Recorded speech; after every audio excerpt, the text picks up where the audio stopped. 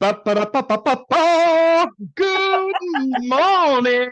It's Monday. It's SPTV, and guess who it is? Morning, Karen. Good morning, Nick. How you doing? Oh, it's exciting. A lovely Oh, sunny Monday we have in Lincolnshire. What about you? slightly rolling clouds, but a little bit of blue rolling across the Cambridgeshire fens. But the sunshine, of course, is always there in the family that is SPTV.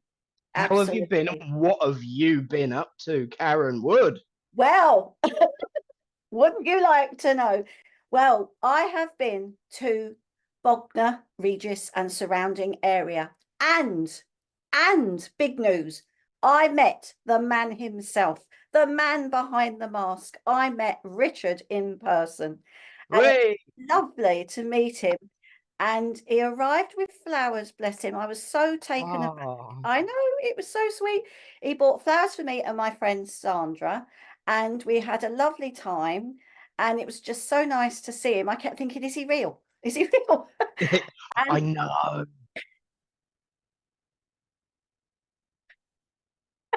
so it was wonderful. And we had a lovely lunch together. And the spooky thing was, because we worked together on SPTV, he reminded me so much of an ex-boss of mine from years ago. I thought, how spooky is that? He looks a little bit like my old boss Simon, but it was just nice to meet him. So I was really, really happy, really happy. And Definitely. then I Oh, did some demonstrations and spent time with my lovely friend Sandra. So I've had a good week. Yeah, it's been good. brilliant, brilliant. I have to admit, I was the same when I first met Richard. Although I will be honest, young man, you never did bring me flowers when you picked me up at the hotel with Dawn, you know. So that's no. Right, okay. I went and stayed for the night in a hotel in order to serve a mind, body, and spirit event. And the SPTV hosts all went out for dinner, and Richard took pity on me because he knew that I wasn't very good at navigation. So he came and picked me up to take me to the gathering. There was a lovely demonstration that night of mediumship from the wonderful Deb Clark as well, actually. And that's where I got to meet everyone. But unlike you, I had to turn around and not look at him so that I could recognize him. It's weird, isn't it, when you're only used to a voice? Because I know it people is must weird. think, we've got a secret feed of Richard's face. No, it's the voice, No, the it's just the same as what voice. everybody else does. Yeah. Because, video takes up bandwidth. So yeah, I get you. I know what it's like. Yeah. It's really, really strange when you meet people that you've been working with for ages, um, and you've never actually met them physically. Do you It know what? It's was so great. It is strange. good when you meet somebody that you've only seen on a screen or just heard their voice. It's Yeah, and when you actually see them in person, it makes a stronger bond, a stronger connection. yeah, And definitely. later on today we've got a special guest, and that lovely man I first met on Zoom, and when I met him face to face, that was really really, really lovely. So we've got a special guest today, everyone. So we'll be introducing you to him in a little while. But I think Yeah. we better say some hellos, don't you, Nick? Yes, starting off with Terry Louise. I think everyone has similar experiences meeting Richard. Absolutely, Terry. Absolutely. Absolutely. You're absolutely right, though. You're absolutely right. There's been quite a few since the pandemic and since we've been working online, especially yourself and I. But ever since I joined SPTV and done other things, when someone walks into the room and it's like, you're a postage stamp, but you're not anymore. And That's my right. gosh, you're not as tall as I thought you were, or you're more tall than I thought you. We have no reference with height. That's right. That's That's right. what gets me the most. Yeah. And Richard's rather a tall chap, Yeah. Um, Yeah. And I'm only small. I'm only small. So So yeah, it was it was good. It was good. Morning, Excellent. Mr. Payne. How are you Good today? morning, Mr. Payne. Good to see you. And Mother said hello this morning as Yes, well. she did. Hi, Um, Linda. Hi, Linda. she's in a good mood because she's, as you might have guessed, I have moved. I'm no longer in my little cubby hole in the corner of my bedroom. Yes. I haven't finished decorating yet, but I'm in the studio. So Mum's downstairs. So morning, Mother. And of Yeah. course, morning to Denise Gardner. Great to wake up to listen to you, Nick and Karen. Oh, Um, Good to see you. Welcome along. absolutely. Absolutely. Hello, Margie O'Brien. Good evening and morning and good morning to you as well. Do you know what? I think you've got a lovely space there, Nick. So in your Yeah, it's. I hope it's not too echoey. Otherwise, I'll have to be padding the walls with foam and all sorts of stuff. Um, I need a plot. Yeah, I need a lot. don't worry, the guru himself will help you like he helped me. I So have got a little friend helping me out. You know, Kelly Rocket. Greetings, lovers. Greetings to you, my darling. Welcome along. oh dear. Hello, Rhonda on YouTube. Lovely to have you with us. And Nicola. Morning, Nick, Karen, and of course Richard. Good morning. Morning, Nicola. Ah, Natasha, good morning. Lovely to have you with us today. Good morning, and good morning to Danielle Graham. Good morning to you. Hello, Victoria. Nice to see you. And Margie O'Brien. Was that a flamingo? It's a camel. It's a camel. I'm thinking. I'm thinking of having him creeping behind me, something like that. Oh, he'll have to have a name, Nick. You've got to give him a name. Yes, Yes. Yes. He's got to have a name. absolutely. Hello, Sarah. Nice to see you. Oh, And welcome, of course, to everyone who is joining us today, whether you've said good morning or not, like Shelley Stewart, who snipped in right at the last minute there. Good morning to each and every one of you. It's a pleasure to have you along. Thank you for being part of the adventure. And boy, is it going to be an adventure because we've got a lot to get through today. You know, it seems like I always say that, Karen, but it is true, isn't it, darling? well, there's lots going on at the moment on the on SPTV. It's changing and evolving every time, and it's just so nice to have that. Oh, look at that lovely dog that Sam B has. I think he's got such a gorgeous face. He I thought has. it was a duck, she said. Oh dear, this is going to be And the topic today. Your camel, Nick. Your camel. yes, that pretends to be a duck. Um, yes, and I did see Victoria Witcher suggested Bob would be a good name. I like Bob. Do you Yes, like Bob? let's have some Let's names have for some Nick's names. camel. We want names for Nick. I know it doesn't, Nicola, but let's have some names for Nick's camel, please. And he will be a permanent fixture somewhere in the corner. Yes. Yeah. But there we go. I said we've even got camel emojis from Sarah L. Now I love this lot. I really, really do. I really, really do. Cedric, says Christine Oh, Davis. that's quite Cyril, says Terry Cyril. Louise. Yeah, we like this. Humpy Dumpy. Carter. Oh, that'd be different. Carter the camel. Humpy. Humpy. Okay, I don't think we better have that. Yeah, but you know my sense of humour. That's appealing to me already. Yeah, I know. I know. Morning, That's the Stace. problem. Cedric. I think Yeah. I quite like Cedric. Cedric's very, very distinguished. Do you like Cedric? We'll have words with him afterwards. Do you know what? We've got our lovely guest sitting in the wings, and he's probably sitting there thinking, "What the hell have I come into this morning? What have I let myself in for?" I thought we were talking spiritualism. I'm going to say Richard thinks that every week, so you're not alone. In actual fact, would you like to do an intro as we bring in our guest? Because I know that you are aware of the gentleman and known him a while, so I think it's always nice to let the known one do the intro. Well, this lovely gentleman is he's the president of Norton Spiritualist Church. He's a wonderful man, great company, and he helped me. I mentioned something to him in passing. I said, oh, maybe when lockdown's over, because we met on Zoom, I'll come up to the Northeast and do a tour. And before you knew it, he'd booked me so many churches, and I was booking accommodation, and that was 3 years ago. And I've been traveling to the Northeast to all the churches that Chris set up for me. And it gives me great pleasure to welcome him as a guest today, the lovely Chris Archbold. So welcome, Chris. Good morning, Karen. Good morning, Nick. Good morning. Welcome along. Thank you. What an intro. Instantly I'm already teased by what Karen has had to say, because for me, the role of president is about pushing people forward.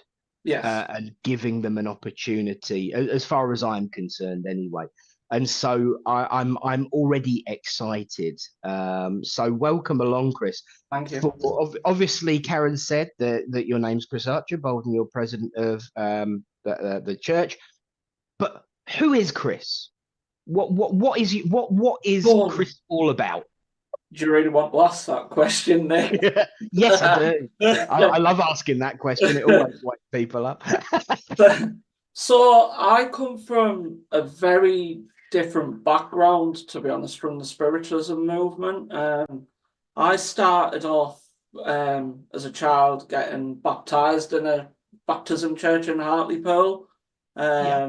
Then my mum followed her faith, but I never really did. And it wasn't until I got to about 15 and some neighbours had moved in across the road, and they were running a Methodist church in Stockton-on-Tees, where I'm from. And they came up to me and they said to me, do you want to come to our church? And I went, oh, go on then, something different. 15-year-old, you don't know what you're walking into or anything like that. And I went, and I couldn't get my head around it. They were all happy clapping and everything and singing out and things. And I thought, this is different, but I can't understand it in my head. So I went away and I said, I don't think I can do it, because I couldn't find my niche at that time. So I completely walked away from religion completely. And I just thought, I'm going to live my life as it is. And then I got to about 25 and I lost my grandma, and I had to go over to Cumbria for her funeral. And I came back from the funeral, and one of my very good friends said to me, do you want to go to the Spiritualist church tonight? And I'd only buried my grandma that weekend. And I said, nah, I said, it's too much. Anyway, he dragged me along. I kicked and screamed, didn't want to go. Made me sit right on the front row in my church. Well, our rostrum's massive in our church. And I went, do you know, I nearly got caught speeding coming home tonight. The door was shut to the tea room where the medium was. Medium come out about fifth message in, come to me, and he went, I want to come to you. And I went, like you do, newbie, first time. And he went into some details and that, and then he went, I've got your grandma here. And she went, she's going nuts with you. Got caught speeding today, nearly did you? Well, my face just sunk. I swallowed the chair up. I wanted to go on the floor, hide from everybody. I did not know what to do. And from that moment, it kind of was like a fishing hook for me, spiritualism. It was like I'd found my niche. I knew where I wanted to be. And it was kind of, that's the place where I want to be. And within about 3 weeks of going to the church, I was asked to join a development class. And I was like, I don't have a clue what I'm doing here. I'm completely out of my comfort zone, because I knew nothing about the place at the time. And it was how settling it was to walk into a church, like the one that's behind me. This is our church behind me. And it was just so comforting to walk in and feel reassured, but it felt like I knew people that I didn't even know, so it wasn't just my own friends, it was other friends as well.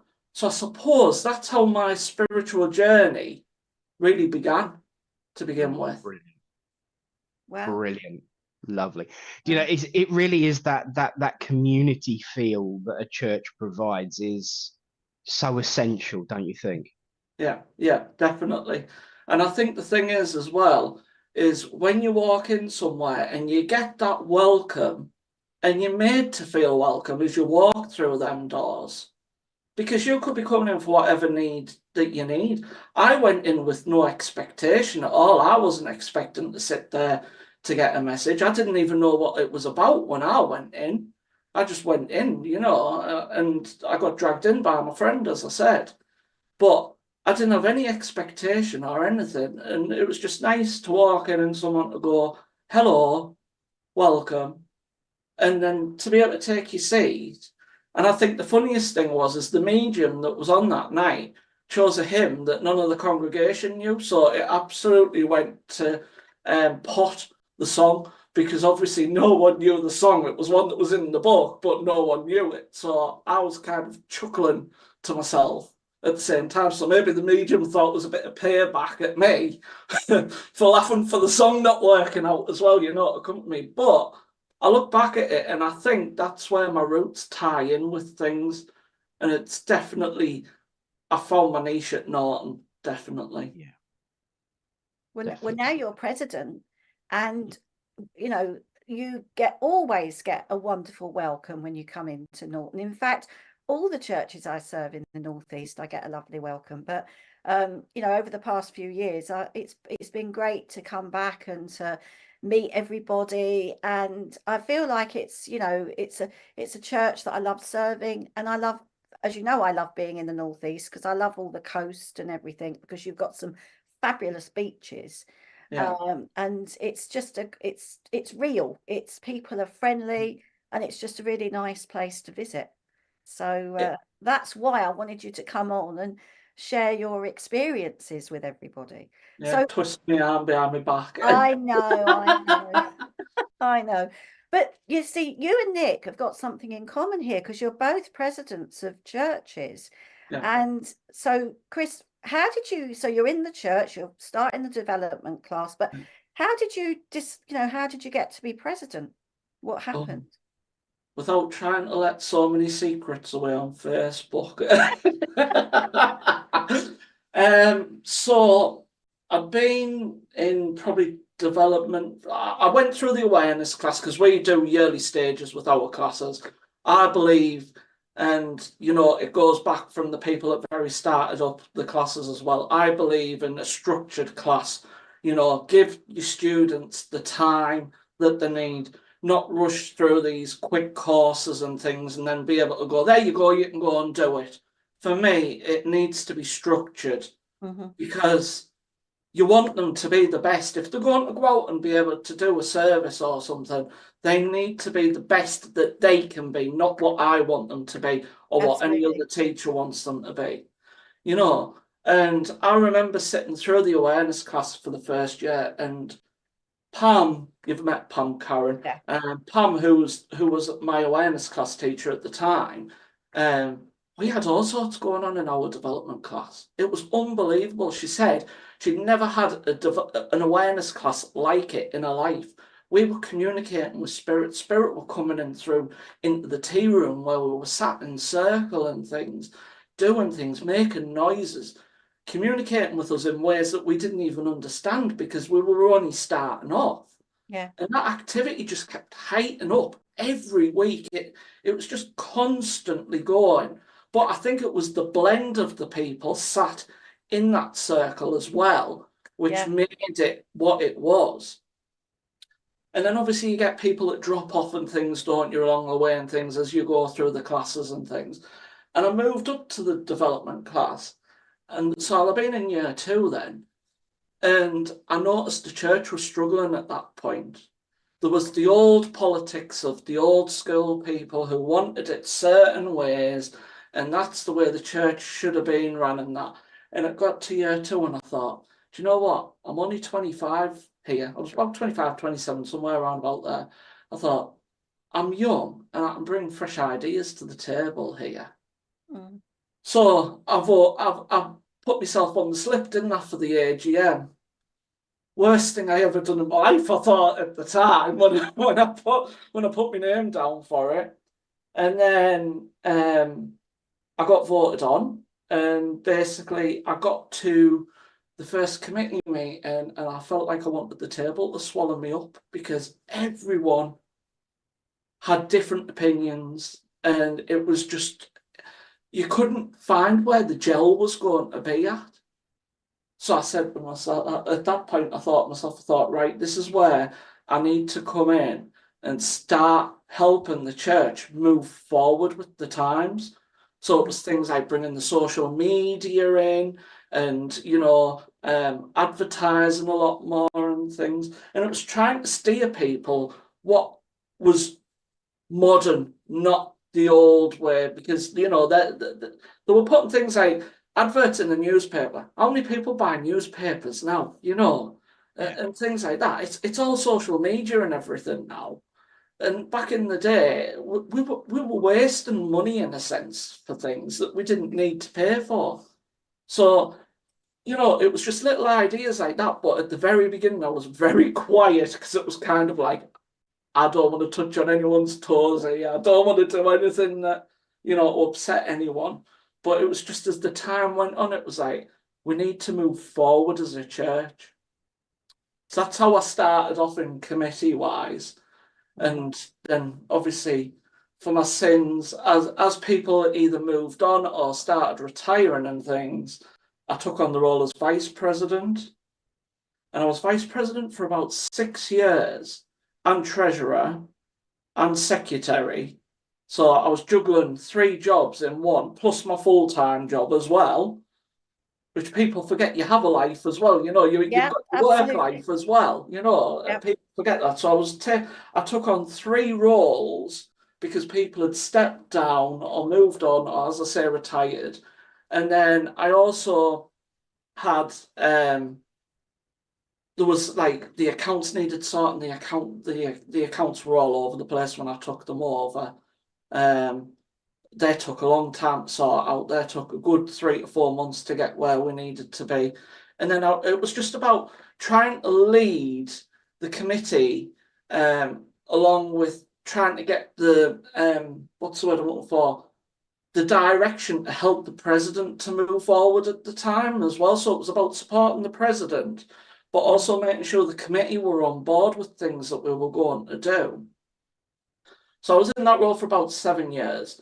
And then just before lockdown hit us in 2020, I came up with the bright idea of, do you mind if I apply for president this year? Because we got to a point where you're not seeing change, because obviously the person who's in charge has got their direction, their strategic plan of how they want to move the church forward.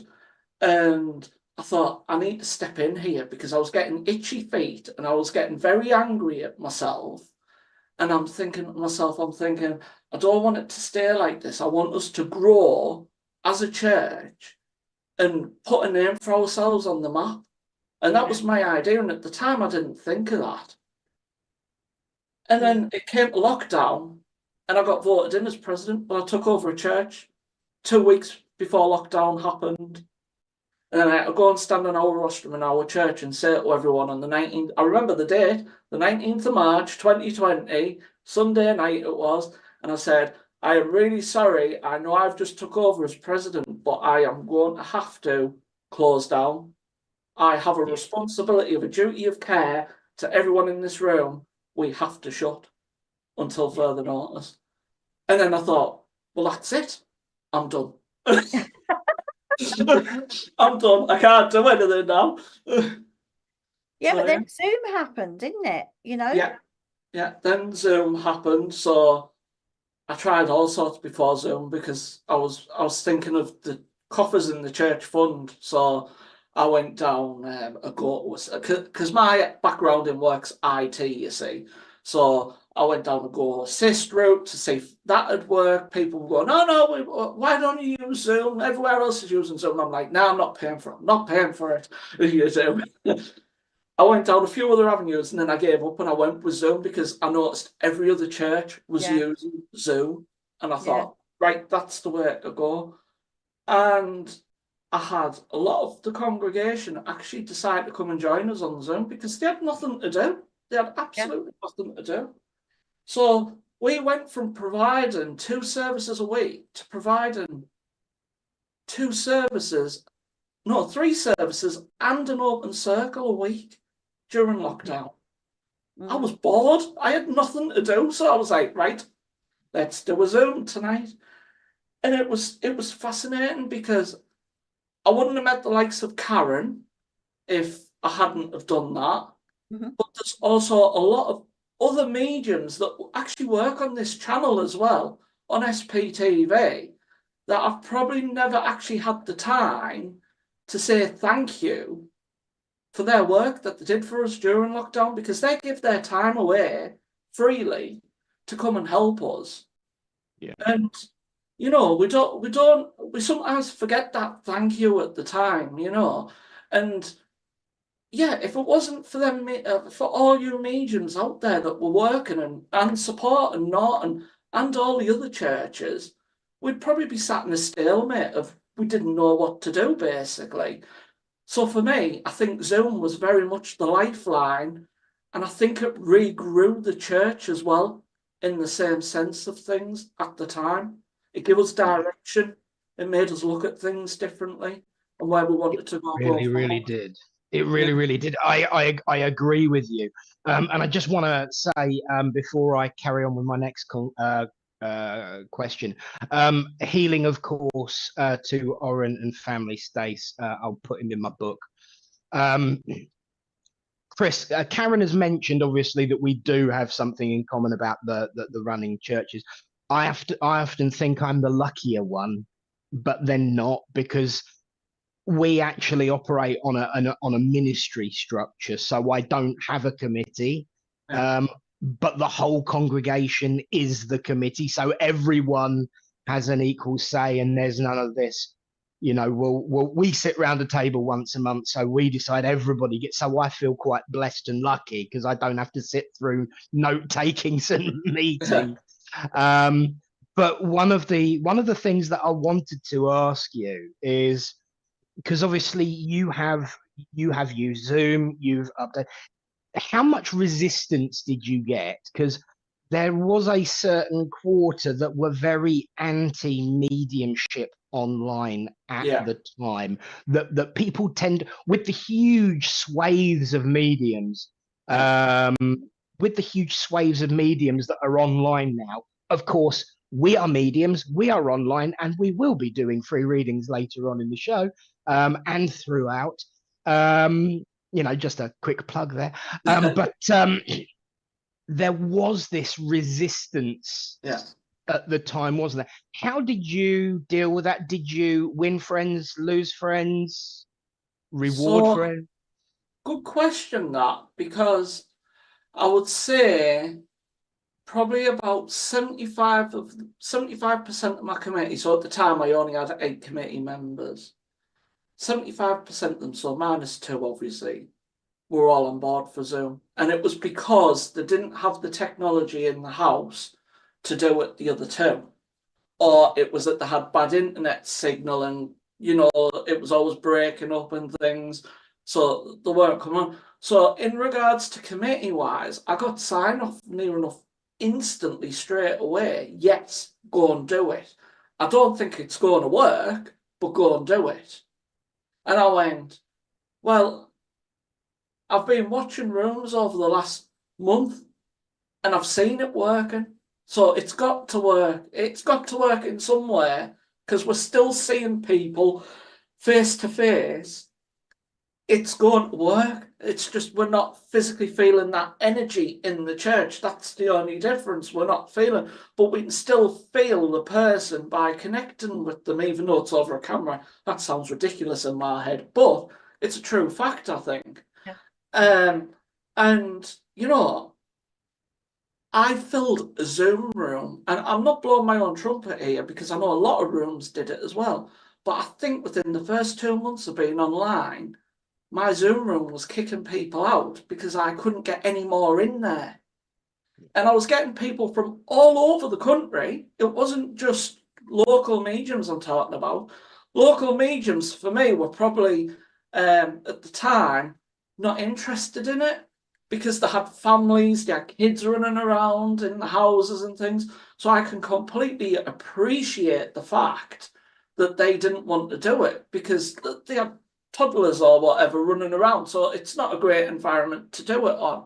But then we did grasp quite a few good mediums locally as well that decided to take it on as well.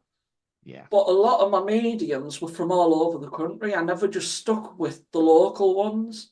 I stuck with all Absolutely. over the country. And I Definitely. suppose that's how we grew as a community, as an online presence, really. Fabulous. Fabulous.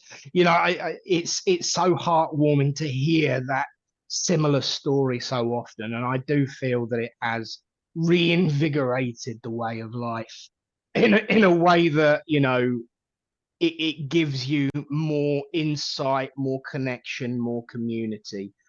Jennifer Phelps, for instance, says that she started her development on Zoom in March 2020. Oh, bless her, when she had to close her business.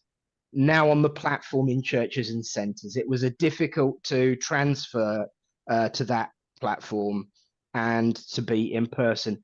Ironically, and I'm sure you've heard this before, Chris, for me, it was I was trained on the platform. I was developed Yeah. in churches. Sitting in front of a computer felt so lonely and so weird. But then I just linked in. It was like, oh, hello. This is interesting. This is different. So, you know, it does jump both ways. That difficulty is there because it's a change in the way we develop and the change in the way we grow. But I think what you're doing is absolutely amazing. Do stay. I know you're going to stay. You better stay, because we are now going to have our first break of the day, because it's time to get some information from a wonderful, wonderful lady. It's time for the tarot scope from the lovely Kate May. So, Karen, what do we say? We say Roland Richard. See.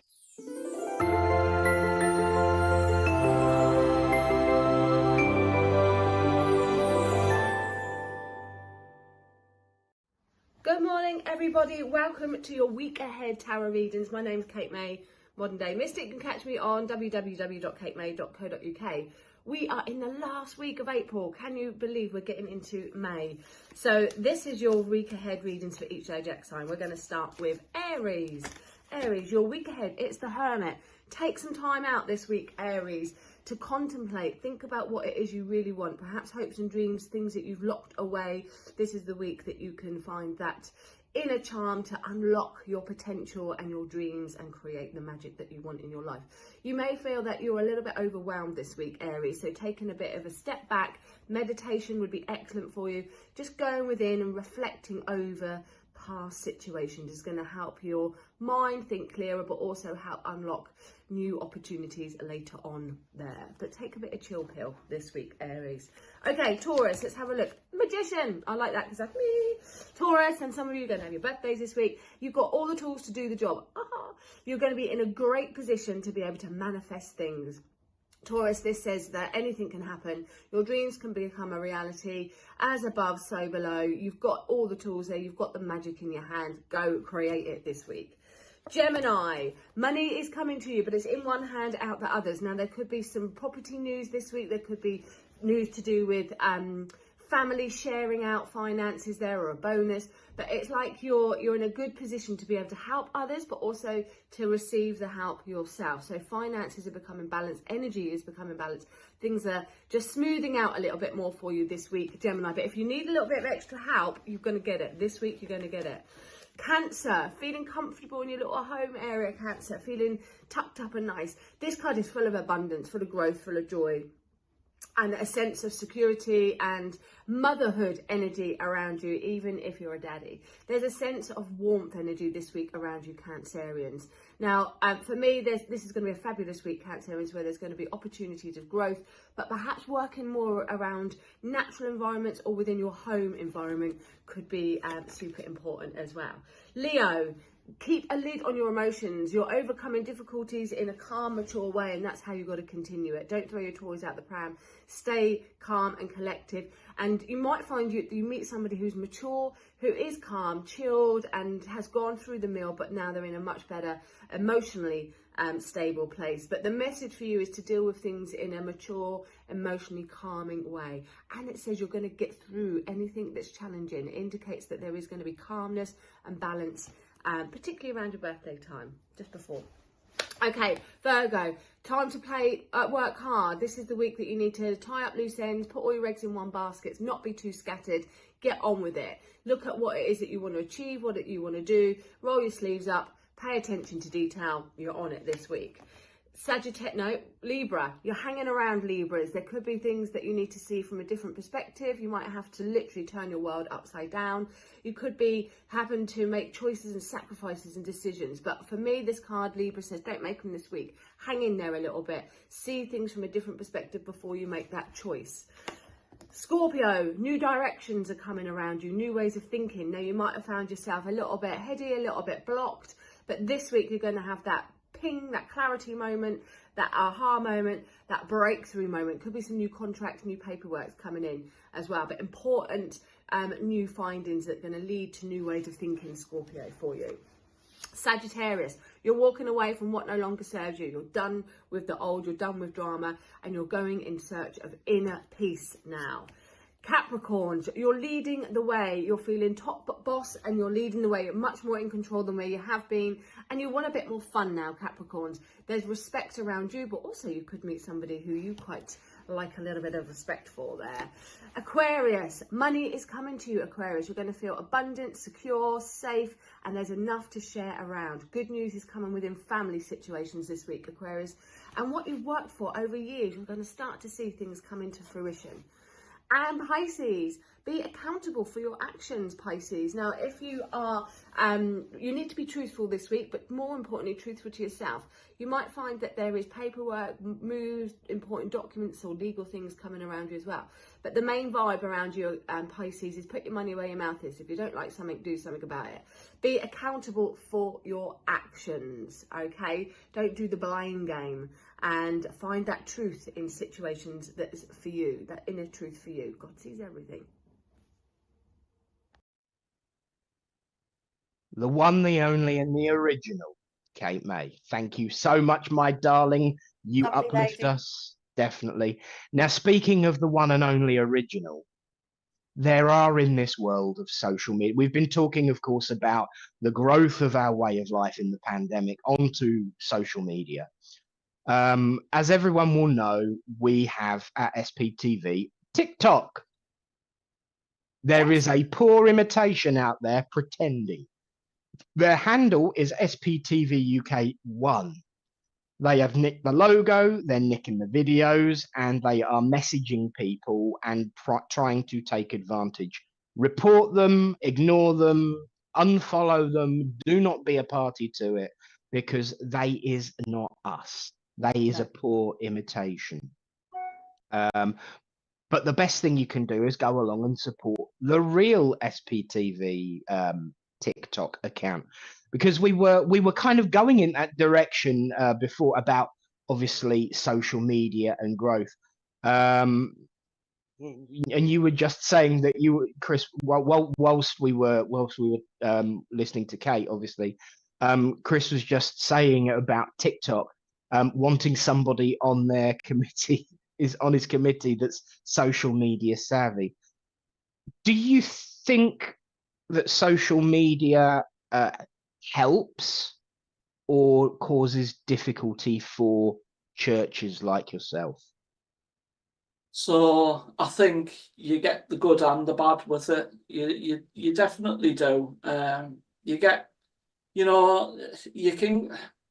I need to be careful how I say this, I think, because I think you've got two sides to your social media. You've got the benefit of obviously you publicise and everything about it and things, but then you've also, we're what's the word I'm looking for? Give me the word. We're a free world. We can say what we want on social media as well. But I always believe in social media, and especially coming from an IT background in work-wise life, I think we have to be constructive, not be derogative towards someone, because you know, words can hurt a lot. Yes. And we have to be very careful how we manage that. You know, we've been very lucky, touch wood, we haven't had anything like this happen, what's happened to SPTV, you know, so far. But, you know, you're always on your wits' end about it because you don't know if it is going to happen or not, you know. And I've probably just chucked myself into a ring of fire there by saying that because, you know. I don't think so, because I mean, certainly when it comes to the SPTV community, we are so blessed and we are so lucky. There are, you know, so many wonderful people on here who not only take part, join in, ask questions, give ideas, they also act as gatekeepers and want to protect. And as Krish Pillay says, there are so many cyber psychos out there. There are, and we have to be aware of that, just as we would be, and as you would know yourself, be aware of people coming in to disrupt a service. It's exactly the same, but we're lucky because we've got some really, really strong-willed and brilliant people, many of whom are watching today and will watch later on reruns that protect the integrity and have a sense of personal ownership and investment in what they are taking part in. And that is why we're so lucky to have the crew that we do, you know, following, which reminds me, don't forget to share, like, and subscribe. Sarah Warman says, I think social media and Zooms and Lives have showed those who didn't know what happened within the church, especially the younger generation. I completely agree with that. Chris, what about you? You know, I really do agree with that because, you know, the mentality that's being drilled into people's heads is the fact of that we do something untoward in the church. And I think that goes back from before my time as well. You know, it's not something that's new. It's something that your gran or someone might have told you, or your great gran, you know, don't go in there, the lights flicker and they play with the devil and everything like that. But I completely agree with that comment because I think we found a lot of people during lockdown that didn't know what spiritualism was about, didn't know what the principles of a church were about, and it gave them an insight into showing that we're just normal people at the end of the day. We've got our own lives off camera or when we leave our churches. You know, we're real people, the same as every single person that's connected in here with us this morning or later on, as you say. And I think if that person feels the reassurance of knowing that you're a genuine person and that you're looking out for their well-being and they're looking for that guidance and strength at the time, they know they've found someone that they can relate to. Now, my worst fear would be someone walking into our church and not receiving a warm welcome. That would be my worstest fear ever, because reputationally, that can impact us massively. Yeah. And I believe everybody, no matter who they are, what denomination they're from, should be given the exact same welcome as a friend or a family member. Absolutely agree with you. Absolutely. You know, that's really, really important. And it is. To do that. And when I was involved in the church that in West Wickham, we always had a meter and greeter on the door to give out the hymn book or the song book or whatever, to say hello, because you don't know what that person's been through. You don't know where that person's been in their head. They might look okay on the outside, but they could be crumbling inside. They could have gone through so much loss, so much tragedy, and sometimes, I've said this before, the church, or any church, is often the last place of hope that they go to. So Yeah. it's really important that you try to, and I know you do. I know for a fact that what Chris is saying is true, because I've been in the church and I know it's a wonderful church, and you just feel a lovely hug when you go in. And then afterwards, they've got the church, the main room for the church, and then there's another room where they do the workshops, and they've got the tea and coffee, and everybody nearly goes into the church to have a cup of tea and a chat, and there's a lovely community feel, which is really, really important. And I think that a church is not a place of worship. It can be a community hub. It can be a place where you might not get something in the service if you don't understand how spiritualism works. But if you've got somebody that comes up to you and saying, lovely to see you, how are you? And you listen, and somebody willing to listen to you, or where you can go for healing, that's also important as well. Yeah. And Absolutely. you know, and it's about the social side, not just social media, but the social side of life. I mean, in our church, we used to do social gatherings. We'd do beetle drives, we'd do theme nights, quiz nights, things like that, to bring people together as a community, not just somebody where you go to watch the medium work, but it's also important to build a community, and then people feel part of it, and then they all want to on the committee, they want to help on open days, they want, because it's their church. And this is where I think we've got to go with all of this. You know, I think it's really important. I can completely relate on what you're saying there, Karen, because I can look back at a year ago now, and I was going through that struggle with my dad of where his illness was starting and things, and it's coming up to his anniversary in June. Yeah. And I remember you coming up in August last year to do that workshop for us. And, you know, I was so, on the outside, you wouldn't have known any different to me, you know what I mean? Because I can put on a brave face, because I don't need to let other people who could be going through problems know of the distress that I'm going through. I know my job as a medium and as a president is to support the people that need that help at the time. And I was going through my own grievance at the time. And I got close last year to getting to a point where I was going to walk away from the church. And it wasn't for what the church had done. It was the fact of I was grieving inside. I couldn't hold myself together. And I was thinking to myself, how can I help someone if I can't help myself at the time? And it put a lot of questions in my mind. But then I took about a month and a half, 2 months off, and it got to the point where I went, right, give yourself a kick up the backside, because you can now relate to them people how you're feeling. Absolutely. And you can help them people. I feel myself getting emotional doing this here. But I went through a really bad time 2 weeks ago, because it was the anniversary of everything starting off from last year. And I hit rock bottom. And I am proud to be able to say to myself that I've went and managed to get myself some counselling for it, because I realise the times now I've got to do it. Yeah.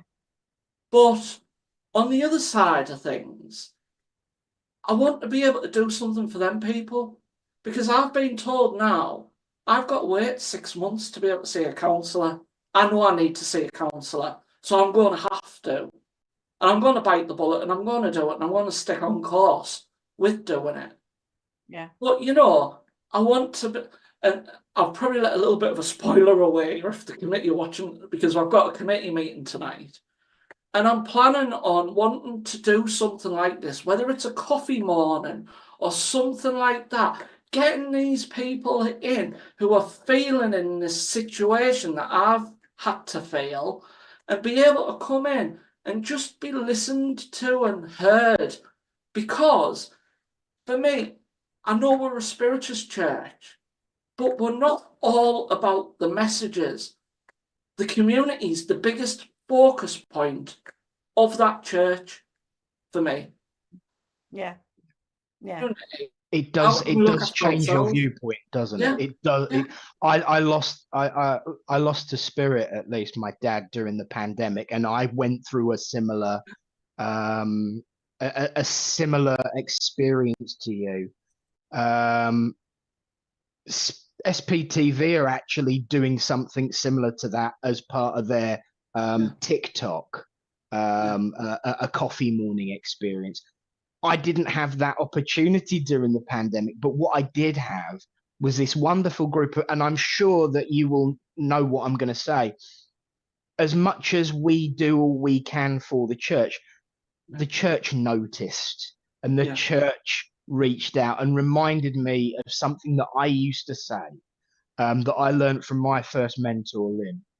Spirit ends with tea and coffee and biscuits, and we should always sit down and talk. And Mama Brown, who is our doorkeeper at church, actually, she made a comment a little while ago. It's usually midnight by the time we get home because we're all sitting around and having that socialized, and it is rich tea and sympathy. And I think a sit down to talk, but the word that you said that was the most important, someone to listen to you. Because so many people feel that they've lost their voice when they walk in our doors. And it doesn't mean to say that they're not going to go through that experience after they've walked through those doors as well. And I think you're absolutely right in what you're going to suggest. I think we need to listen more, actually. But I do find that the church communities, the congregations, even the online congregations, know you well enough and get to know you well enough to know when something's not right. And they become, because it's called payback, it's called karma, it's called balance, it's called universal unconditional love. And I know that you'll be all right because you've got a great church behind you. Trish Pillay made a comment a little while ago, and I want to tap you up on this as well. There's only 2 spiritualist churches in Durban. Chris is in South Africa. It's like that in South Africa. There's just 1 or 2 spiritual churches here in Durban. There's a lot of places around the world where there are no spiritualist churches. Did your church, because I know we picked up a few wandering mystics that have not within the UK. Did you pick up any membership during the pandemic that have come along with you in the journey, so that are still part of your church today? So we never picked up any membership as in becoming a member of the church, but we did pick up a following. So we had people in from Canada, America. Don't know if we had anyone on the Eastern continent side, but we definitely had Canada and Americans coming in a lot. There might have been, but they might not have just said hello or something. There might have been just a fly in, fly out visitor, because we always left our Zoom room open at the end of the service, and I could sit there till midnight as well, like you, Nick. And just like say to them, it's all right, talk if you want to talk. This is what we're here for now. Service is finished, and I got to meet some great enthusiastic people during Zoom as well. I also got to meet a few people who weren't my cup of tea as well, that I could have said goodbye, I never want to see you again, but I remained professional, as you do, and I even made them people feel welcome. As much as they could push my buttons in the background and not see it, I would still be very professional, because I believe that everyone deserves the same respect at the end of the day. So no matter what I'm thinking in my head, it doesn't mean I've got to say it, And I'm very much a believer in the fact of Chris can be very vocal and it can spit out of the tongue, and I can say it. But when I say something, I mean it with sincerity. I don't mean it in a malicious way to people, because I think that's one thing that people seem to forget as us as being spiritualists. We're about love and we're about light at the end of the day. And we should be cascading that out to the world, because that's one of our missions as a church, is to do that. And you know, I feel for people who've lost that direction along the way, because it's a shame, but all we can do is just send out that positivity to them. But it's a choice of whether people decide to take that in some ways. And we've been scarred a lot by that. That's the thing, isn't it? Everybody has a choice. Yeah. But when people come together and going back to what you were saying about Zoom and about coming together, I couldn't believe the impact that Zoom had during lockdown. Yeah. I mean, you know, I would have never have thought about contacting your church and saying, shall I come up and serve it? Yeah. But, you know, it broadened everybody's horizons. It pushed people out of their comfort zone. And I've got to say, Chris, you know, when we met last year, you know, I know that you'd been through a tough time, but I pushed you out of your comfort zone. I said, come and work with me, you know, come and work with me and teach with me. Yeah. And we had a wonderful 2 days together with a wonderful group of people. And I know you were nervous about it, but I just felt that you needed something else to focus on or to do or to push you out of your comfort zone. Yeah. So I think it's important, and I appreciate your wonderful honesty about the counselling and about what you're trying to do in the church, because it's important. And during lockdown, you know, Lindsay Percival, her job is a psychotherapist.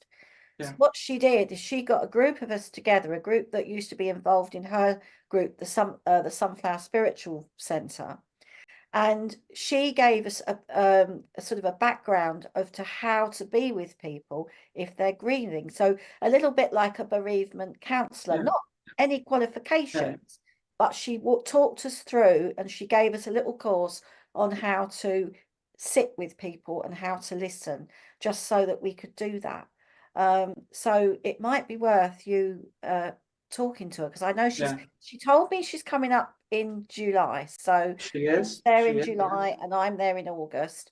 So you know, have a chat with her, because if you get some professional knowledge behind you, that you know she can give you some tips. And you know, what she did with us, our little group, was great, and it's made me think about how we listen and how we can get people to think in a different way. And the listening is important, and the tea.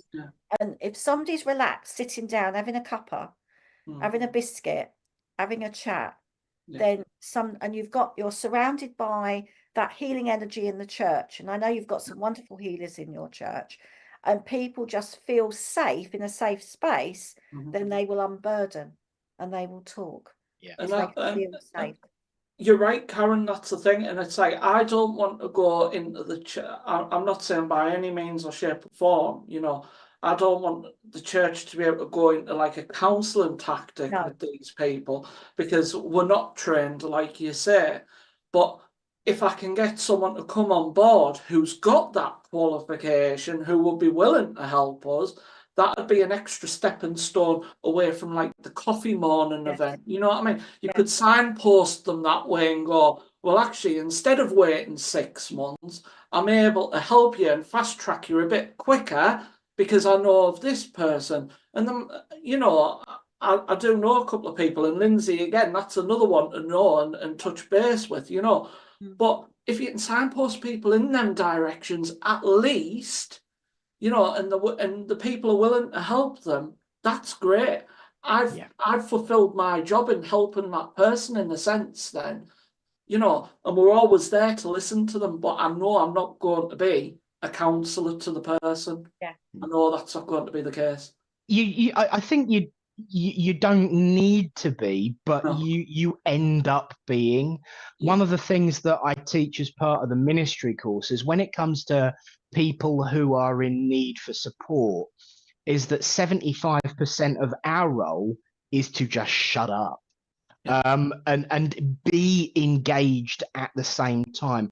If 75% bare minimum, we are sitting there actually giving that person their voice back. Yeah. That is what we are doing. And we do that by the love and the light. But there's something that you have shown that you do without actually saying it. And that's truth. We've got to be honest. We've got to be ourselves. We've got to be open. That's the first step of creating that hammer that smashes down the barriers that we put around ourselves. And active listening, as Neil Payne said, Oh, yeah. absolutely. To show people that we actually give a damn. Yeah. One of the things that, you know, really, really bugs me about, you know, the negatives that we get thrown at us as churches is, oh, yes, it's a church. Oh, yes.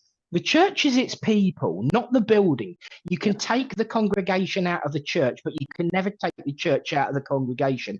And the pandemic proved that we can do that, because the congregation came out of the building and carried on being themselves.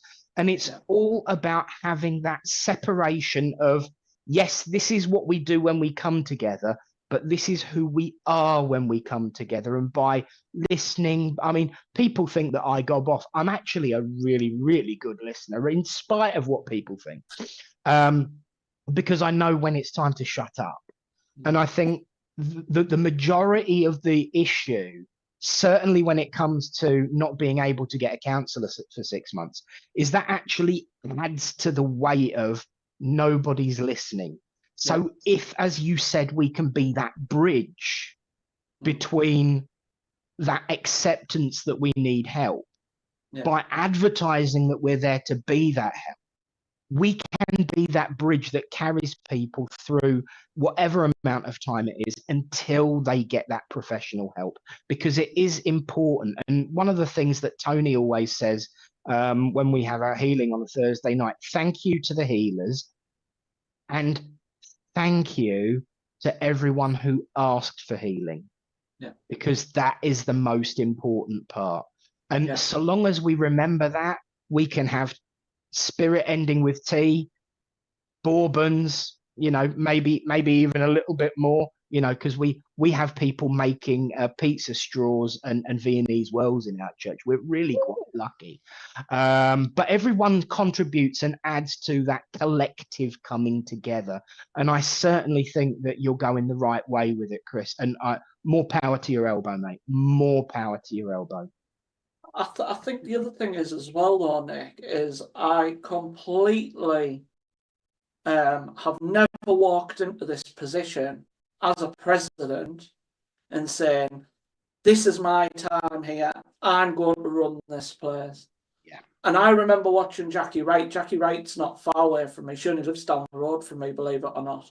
And I remember watching Jackie Wright about a month ago when you had her on. And she said, and I'm of the same opinion as her, you've got a time stamp on your time in the church. And what my plan to do is to drive the church forward, give it strategy for the time that I'm there, but then when my successor does come along, whenever that may be, that they've got direction to drive towards as well. Because I know I'm not going to be a president until my last day on earth, shall we say, because I will want to enjoy some time when it comes to my retirement and things as well. But the church will always be a forefront of my heart, and I will always go to that church. But my mission while I'm president is to make sure that that church is left for the people and that it's still continuing to do its good work when I'm finished, whenever that may be. You know? Absolutely. People often forget that the only real power in presidency is breaking the deadlock. We are there as stewards and as instruments of the church, rather than to actually take that ownership of it, because we want everyone else to own it. And you're absolutely right, Chris. Absolutely right. I love your ethos, Chris. I really do. Indeed. About how you Indeed. run the church, and you know, and it is, Nick, I can't tell you, it really is a lovely church to be part of. When you're there, you feel it's just lovely. It's just, you know, I love visiting it and being there for the 2 days that I'm there, when I go and do the workshop and then when I go and serve the church. But it is a lovely place. It really is. So I know what Chris is talking about, and the people are lovely. He's got a good committee. He's got lovely congregation, and it's a really nice place to be. So maybe Hopefully I'll get make it up Nick there one day. Maybe, Yeah. You maybe know you want what? to get our Nick up there. You know, the problem that I've got, and this is a problem that we're suffering with Norton, and this is since lockdown more so now, because we got out and about on Zoom, as we were talking about earlier. Problem I've got is my diary's full till 2025 now. Yeah. And I've got people pestering me for 26. I know. Do you know, every year it seems people are booking further and further and further Yeah, in advance. Yeah. I remember when our medium secretary used to do it, like, okay, it's July, I'll start booking next year now. Come July time, you're booking another 2 years ahead. But that's got to be some kind of positivity, because it shows that there's a need and an interest, doesn't it? See, Karen, you know I'm going to say when I say the trans medium. I'm not going to say names just in case I'm not allowed to, but the trans medium we were talking about when you came up, that I know very well as well. Yeah. She's going to Darlington, which is probably half an hour away from me, in October. And she said, I'd love to come and see you. I've got no space for her because we're full. Yeah. And the problem I've got is we get very few cancellations. And I know Neil's just put there, I've got space for 2026. I dare not give Pam a 2026 diary, because she'll fill it. I know she will. She'll fill it. And then the problem I've got is all these new mediums that I'm wanting to bring up to the north, or from the south down to from the north down to us. I can't, because we're filling the diary full with everyone else. So I've kind of went to our last committee meeting. Whoa, stop. No more diaries, because I need to figure out where the people from outside of area are going to fit in. Yeah. Because we need to get them in, and then obviously we need to look after our local mediums as well. Absolutely. Because they're just as important. But we find it very hard, because we only run so many services a week of fitting everybody in throughout the year. So you know, and then you get your local mediums going, well, why haven't I got so many bookings this year? And it's like, don't get me wrong, you are absolutely brilliant, but we just need to fit other people in, you know. So it's trying to get the mediums to understand why you're not booking them as much. Well, it's not you don't want them, it's the fact of I have to make space for someone else as well. Absolutely. The last medium secretary we had, my deacon, Wendy Perry, she was all about bringing in the new mediums, giving people a platform, and she would actually reserve 5 places throughout a year for a new medium. And you know what you're doing is absolutely right. And any of us old sticks that have been knocking around for 25 years or so will appreciate what you're doing, because we want this way of life to move forward. We want this way of life to grow. And that's not going to happen unless we give the new and up and coming mediums a chance and a voice on the platform. Yes, anyone can technically come on social media and do a Zoom room, but the churches, I believe, still have got a few tricks up their sleeve. The churches, I still believe, are the bread and butter of this way of life, and will always be the places where you can churn out solid, decent individuals who practice mediumship, reflecting the utmost truth of spirit and their own individuality without becoming something that they are not. And the fact that you are giving those people that opportunity should be praised, not concerned by us lot that have been knocking around for, quarter of a century. It's scary. I started as president when I was 21. And I've been knocking around now for 25 years. It's scary to say that because I still feel only about 25, 26, apart from when I stand up. That's a different story. But what you're doing is absolutely right. And I think any medium who wants this way of life to grow will understand that and support you. Speaking of understanding and support, Chris, there are many people who are watching here, part of the SPTV community, who may live in an area where there isn't a spiritualist church and have had the ideas of should I, shouldn't I? What would your advice to anyone who wants to open up a new church or take on that mantle of presidency for the first time? What is your advice? I told you I weren't going to go easy. With this one. I could have a field day with this one. Go for it. If you haven't got a church around you and you're looking at setting up somewhere new, the first thing you have to think about is commitment. Have you got people who are going to be committed to help you along the way? Second thing I'd say you need, before you even open up any doors, is have you got anyone with experience that is able to help you as well? So have you got the likes of mediums or someone or people like that that are able to give you the guidance that you need?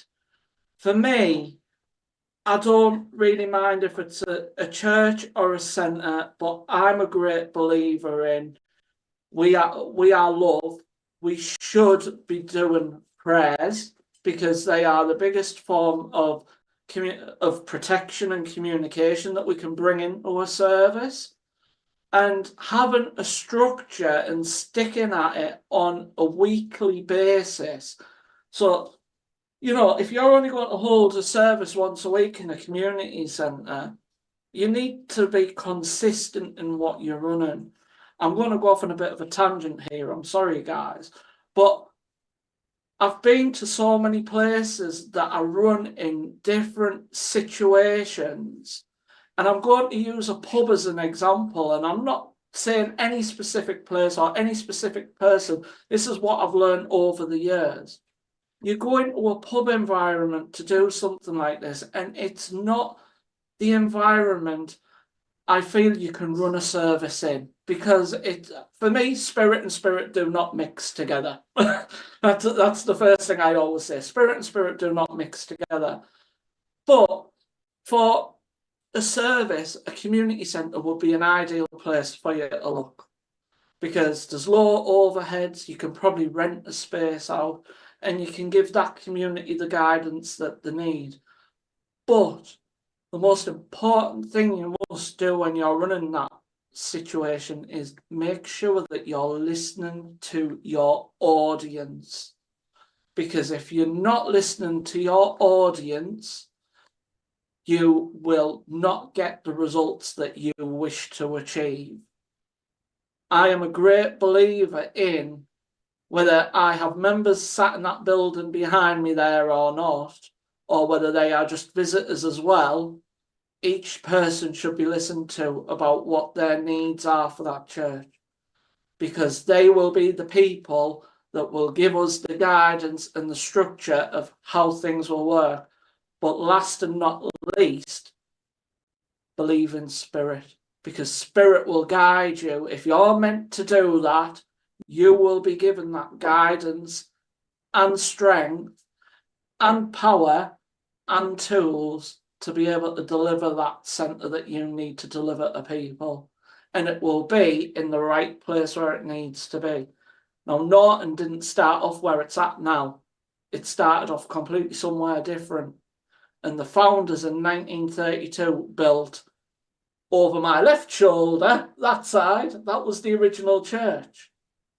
And over my right shoulder is where the new church is. And I know that I know we've had to shrink the image down and things, but that's where we are with things. And the new part of the church was built later on. So it just shows you what your seeds might start off in one place, but you will grow and you might end up in somewhere more spectacular than where you've began, but always remember where you've started off from. Never forget that, because that is where home always is. Brilliant. Wise words Absolutely there. agree. Absolutely. And I second Neil Payne's comment. Philosophy is important too. Oh, But yes. I'm Of course. absolutely with you. Prayers, philosophy, mediumship. Yeah. You've got Yeah. a divine service. Full Yes. stop. More power to your elbow, my good man. Thank you so much for that. I agree with everything you've just said. We are going to go to our ad break, and when we return, there'll be communication with the world of spirit. So see you all in a moment. And Karen, it's that second time of day. What time is it? Roland Richard time.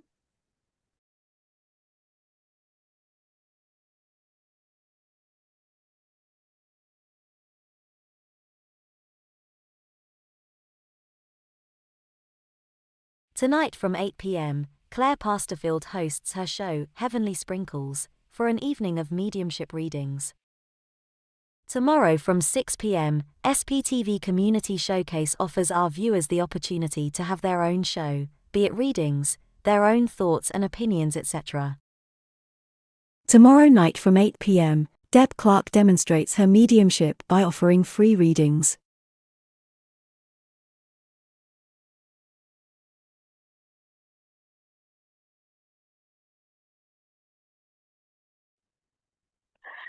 Hello, everybody. We are back. We're just waiting for Nick just to come back to his chair. He will be back in a minute. Unfortunately, our lovely guest, Chris, cannot stay with us because he's got to go back to his day job. But Nick, Chris, I hope that you've enjoyed it and it wasn't too scary for you, because it's been our pleasure to have you as a wonderful guest. And I know our lovely SPTV family have really enjoyed having you with us as well. You've had lots of comments, and you can look back at them, as I do after the end of each show, to see what people have been saying. Terry has just said, thank you, Chris. So have you enjoyed it? Has it been that scary? Do you know, I've loved it. Once you get into it, it's okay. It's just the beginning of getting into it, but then it's I know. okay. And I think I just want to say thank you to everyone as well, because, you know, it is a pleasure to be able to come along and speak about something that I'm so passionate about. Yeah, And, we can you feel know, that passion. We can feel that passion. We definitely. And just as a last plug before I go, so if there's anyone in the northeast of England in the Teesside area, Norton Christian Spiritist Church is around there. Please do come and see us. Please say hello, because that's what we're there for, and you will be made to feel very welcome. But yeah, it's been an absolute pleasure, guys, and thank you so much for inviting me along. That's great. And I will see you in August. You will see me in August. And maybe I'll see you in 2026. Do you know what? Let me see what we can do with a diary, and I've probably opened up a big massive can of worms saying that, because everyone I've had on Zoom will want to come back. But you know what? I am more than willing to have anyone come and serve Norton, because I think everyone deserves a chance to be able to come and feel the lovely energy of the place. So Definitely. I could well be in touch, Nick. Do not fear. And sorry that I missed the. Take care. Sorry I didn't come back after the break. I was having fluid issues, so I had to get some fluid.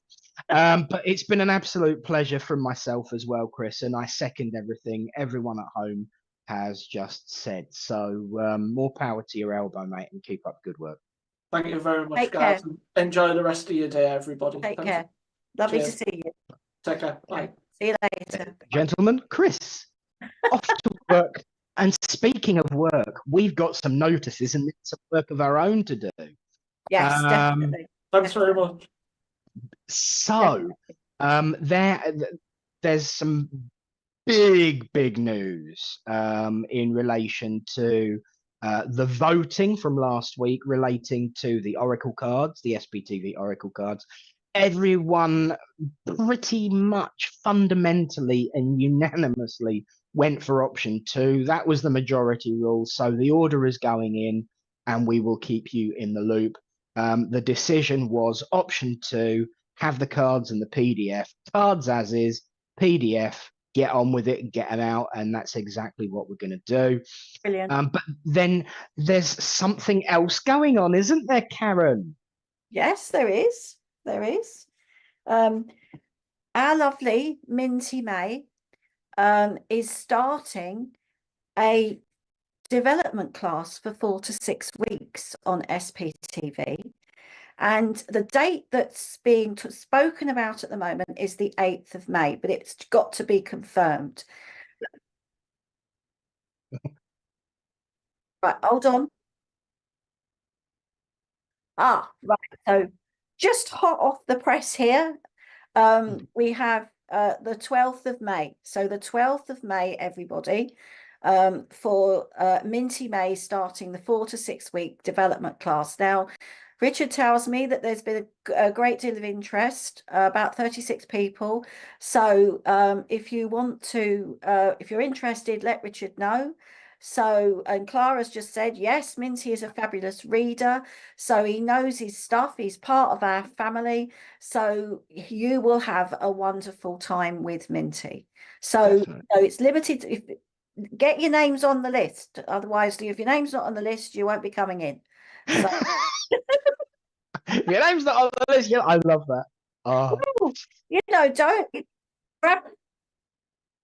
Right, so Richard will put a post on Facebook where you can put your names down. So get your names down early, people, because it's an event that is not to be missed if you want to develop. So that'll be exciting, won't it, for the first 4 to 6 weeks. And TikTok has nearly now got 2,000 followers. So we're up to 1,900 and something. So Richard would love to crack the 2,000 mark. So if you haven't followed the SPTV UK on TikTok, then get following. And I've got over 400 followers now, so I can jump on there and be I can go live with in the box with Richard. So I might have to sort something out when I've got a free evening that I can jump on and say hello and join the TikTok gang.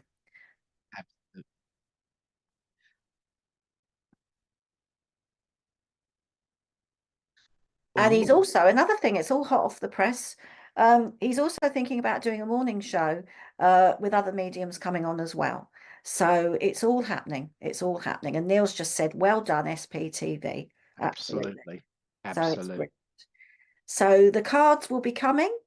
The development class is starting. And tonight we have the lovely Claire Pasterfield at 8 o'clock. So it's all happening and it's all changing and it's good. It's absolutely fantastic. Wouldn't you agree? Yes, more new shows coming to SPTV as well. I think the wonderful thing about the advent of social media is the bringing people together, and of course, new people in new circles.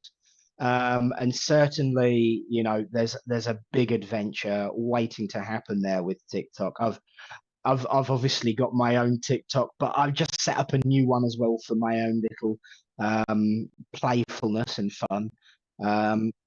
And thank you. Richard said I could plug it. So I got a new thing coming. There you go. The continuity. It should have been up on the wall behind me, but fell off and took some paint with it as well. But yes, the continuity is my new TikTok. It's at the continuity.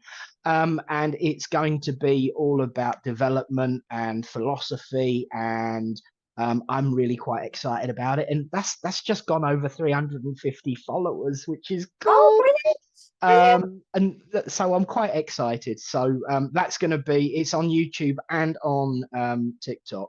I haven't done anything on Facebook for it yet because of StreamYard issues. But Richard's going to help me with that. But yeah, it's quite exciting. It is kind of like a little new venture for me, just another way of reaching out, and also having a bit of fun. Like, for instance, the Minder intro that I'm filming at the moment. That makes no sense right now, but it will when you see it. So stay tuned.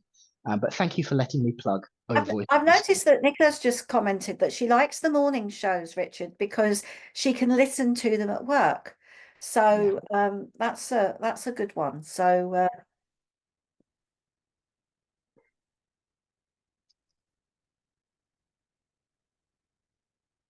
right. Yes, gonna say Richard's just been explaining one of the advantages of TikTok is that the comment delay is only 5 seconds, whereas with Facebook and YouTube it can be anywhere up to 25 seconds, and that does slow that does slow us down. Thank you, Mother, for your reminder that I need to get decorating. You need to use your bedroom. I just painted that for you.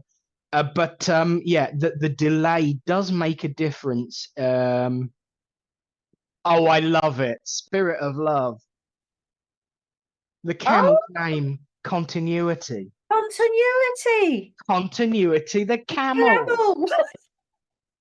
I love it. You win. Continuity, the camel. I was in such a hurry to go and get me drink. I actually knocked him over, bless him. He looked a little bit. Poor Continuity. Yes. we'll too much continuity. So yes, Conti for short, but Continuity the camel. There will not be plushies available, and it will not be talking, but that's another story for another day. But Continuity the camel. I do love that. Thank you. Well done, Spirit of Love. That wins. You win the internet for the day, but we, of course, had better do some more work as well, hadn't we? Yes, we had. Yes. I think we've gone through all the little bits and pieces that we need to tell everybody, unless there's anything else that we've forgotten. But I think it's now message time. So yes, it's message time. So okay, let's see. Do you want to start, or do you want me to start? Do you want to start? Have you got anybody with you? Not at the moment, no. No. In that case, thank you. It's really, really weird. The working in this room feels different. Once again, it was what we was talking about with Chris, wasn't it? Yeah. Changing where you are just makes you feel so different. The energy will build, because when I moved into this place, and then when I started getting all my bits and bobs and all the things that that help me, it now feels it's my little sanctuary. Absolutely. And interestingly enough, they're making use of the new environment already, because there is somebody standing over at the window, which is why I'm looking directly at the camera and not breaking the image by looking directly over. Thank you. I have a gentleman with me now who is standing over at that window. As I look at him, that's interesting. He looks smart, but it's still casual. It's almost like he's wearing that kind of tartan jacket. So he's wearing a suit jacket, but he's got that kind of tartan-y style to it. It's not kind of like a bright tartan, but it is that tartan design. So the lines and the crosses and the boxes. And he's got his shirt. He's got a shirt on, but it's open like mine, and it looks actually more like a granddad shirt. So kind of like my dog collar shirt, but without the holes in. And he's also, thank you. He's wearing that's odd. He's wearing a medallion. So I just got told off. He said, "Don't you dare call me a medallion, man." There's something really, really precious. And thank you. It's a St. Christopher, but it wasn't just his. And I feel like whoever this is for will know where that's tweed. Thank you, Sarah McGeechee. Well done, my darling. Somebody has this St. Christopher with him.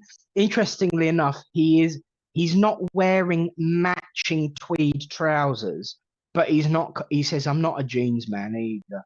I do feel that sometimes he would have done when he was being uber casual. He's got sandy color hair, and it's quite flyaway. It's very natural, very, very easy to keep by the sounds of it. This gentleman, I don't feel fatherly, grandfatherly. I feel more like an uncle or a brother. And I know that as he stands, thank you, as he stands there, he's thumbing through my piles of books. I know there would have been an interest in nature and animals and maybe even birds. but I do feel this brother or uncle kind of feeling. This St. Christopher is really important, and whoever I'm going to talk to would know at the very least where it is, if not in your own possession. But it was quite important to him, and I do feel like it was either a very precious gift or a handed down to him, and a love of this tweed coat. So if anyone can understand this, please let me know in the comments so that I can carry on the conversation with you. But as he thank you, as he steps forward and kind of like gets a bit closer to me rather than working from a distance, but that was weird. I tell you what, he has got a bit of sass to him, and he turned around and he says, well, it's hardly like we could do that in your old room because you were looking at a blank wall, and besides which there's a lot more space for us to play around in. So he's kind of like a little bit critical from time to time, but in a fun way. Bit of sass. I do like that. He's giving me problems in my lower back at the side. So either it's on that flank there, or it would have been something to do with maybe the kidneys, that kind of general area, is all he is giving me about that. Can anyone accept this, or is it still a no one? Nothing yet so far. Right. I want to go back to this love of birds. I do know that I went for nature, but I feel more drawn to the birds. So he could have been an, don't slip this word up, Nick, ornithologist. That's one word I struggle with, ornithology. And again, the back is still there. I do feel it's down near the kidneys. So I feel that would have been the area through which he passed, or would have at least suffered with before he passed. He wants to talk to, I still keep thinking it's actually, even though I say brother and uncle, I still feel like it's a female that he wants to speak to, would share a love of, it is to do with these birds again. This birds is a mutual connection, or at the very least, stays short. Thank you. What's an ornithologist? It's a posh name for bird watcher. I couldn't remember the thank you. Well done, Sarah. I couldn't think of and it's on the tip of my tongue, but I can't get it out. The fun name for it. Twitcher. Thank you. How can I not know what Twitcher is? But I do know that you've got the mutual interests there in to do with birds, or at least there's some commonality between the birds. And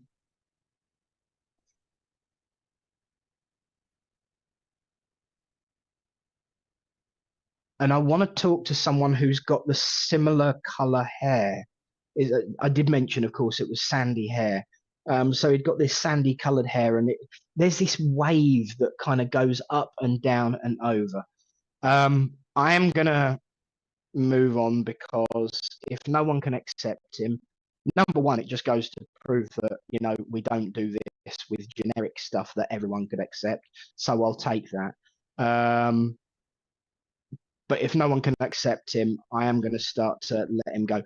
What I will do, of course, is just in case someone's watching later on, the message is keep an eye on him, but he'll be all right. There's some concern with a young male. You are a bit of a whittler, but you need to get over it, because he will be absolutely fine. But that's his main reason, because I feel like he's really, really connected and connecting with this young male who's going through a bit of a rough time. Just keep an eye on there. Remember what we said earlier about 75% listening. And I'll say God bless to whoever it is. And should you accept it in the future, please obviously let us know, because I'd like to know that he found his target. And I'll say God bless. Thank you, Nick. I'm sure there's somebody out there that will listen later, that will pick up that lovely gentleman, and the message will be taken. I've got a lady that draws close to me now, and I know that Clara can understand some of that, Nick, as well. This makes sense to me, but the birds are woman. So that it might be for Clara. So there you go. Have a chat with her later. Have a chat with her later. Yeah, definitely. Anyway, so I've got a lovely lady that draws close to me, and I know she had some I know that she had some issues on the left-hand side of her stomach around sort of, I don't know if she had issues with her ovaries, but I'm getting a lot of pain there. And I just feel that she sort of suffered. She was a lady that suffered in silence, and she sort of like, you know, ignored it and thought the pain would go away. But I just feel that there's definitely something to do with the ovaries, and I do feel that she had to end up having her hysterectomy. So I know that is also connected here. She's a very warm-hearted lady. And I just feel that she wants to reach out because someone that she's close to on here has been having some similar issues to her, where they've been suffering with some pain and maybe haven't got it checked out. So I don't know if this makes sense to anybody at the moment. She's making me feel she is family, and I'm not sure if she's mum or grandma. But I'm not sure between the two at the moment.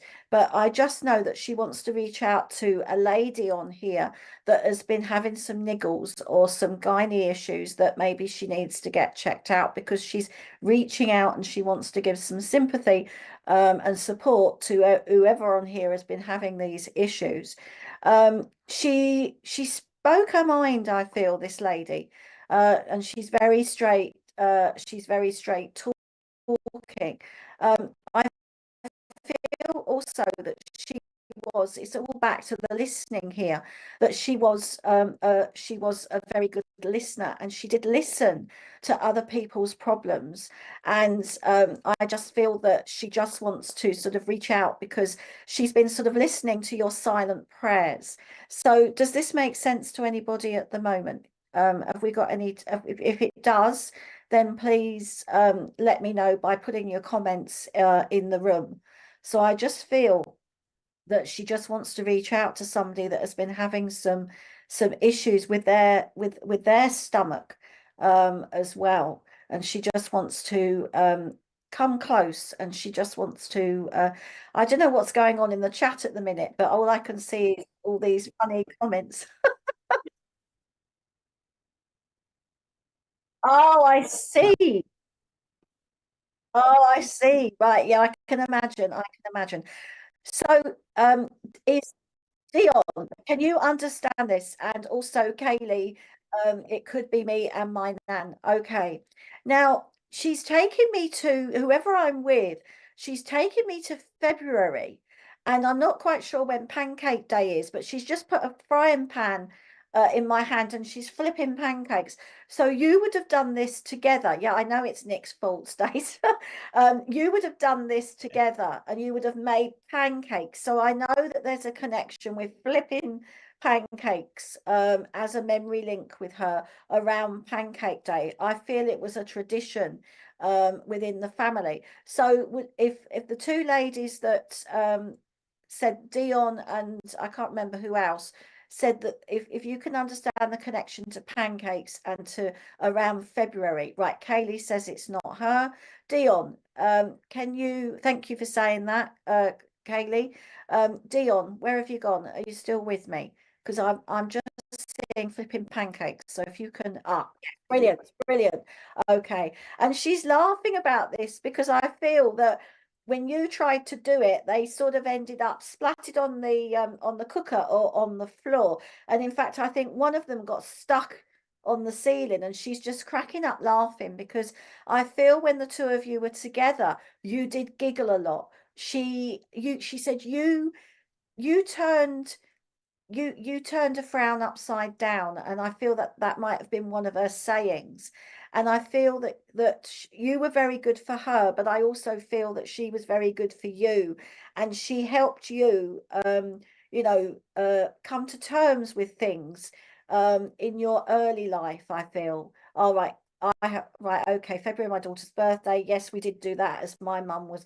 That's brilliant, as long as you can understand that.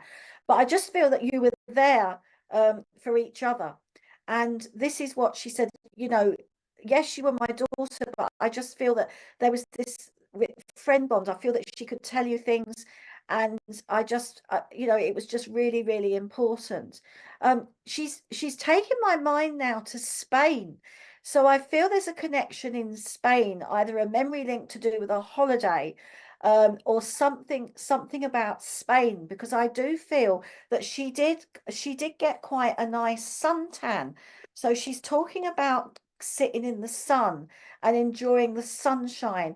And she's now taking me outside, and I can see the sea, and we've got a lovely little table with a brolly.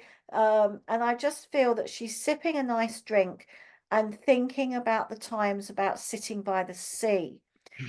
Because that was also very important to her, and especially pain. Oh, all right, can't flip fish, can't you? All right, you have the same laugh. That's brilliant. That's brilliant.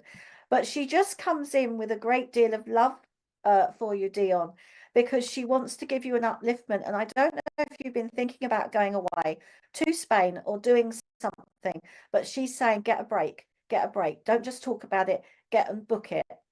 Because I do feel that sometimes she could be a little bit spontaneous. She's got this cheekiness about her, this sort of, I don't know, she's just got this feeling where she just wants to have a giggle. And she wants you to have a giggle, and she wants to you know, she wants you to go away and take that break. Right, love it. You love the sunshine, so that's the to retire in Spain. So she's sort of like saying it, you know, she's saying, do it. If you feel that you want to do it, you know, take the risk, be a bit spontaneous. But obviously that's only her opinion. But I feel she says that sometimes that you have to have a push to do these things. And she's giving you that push. She said, just think of that beautiful sea, sangria, sitting there without a care in the world. And I just feel she loved to soak up the sun. It was the best thing for her, and it was the best. She loved that time, and she just wants you to have the best time. So take her love, and thank you for working with me. Okay, Beautiful. Well done, mate. I've just got to plug. I've just got to Excellent. switch on now because I'm running out of battery. Oh dear, there's nothing worse than running out of juice.